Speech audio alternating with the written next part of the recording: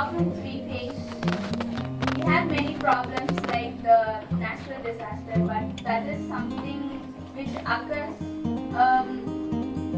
There's a gap between this, like tsunamis, earthquakes. There's a gap, and it is something not important for us now. Now we are going to see our environment. Environment in the sense our home, where we live, do everything. So we need security for our home. First of all, the security in our home is theft. There are many thefts happening nearby in our cities and many places.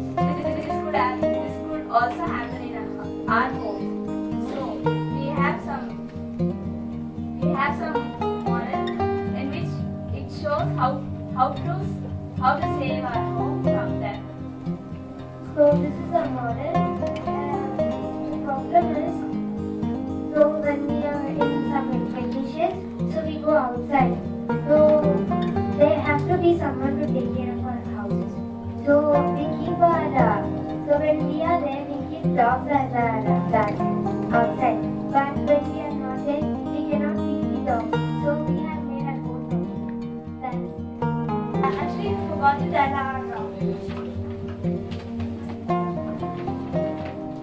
title, that is Baba Home Security Automation.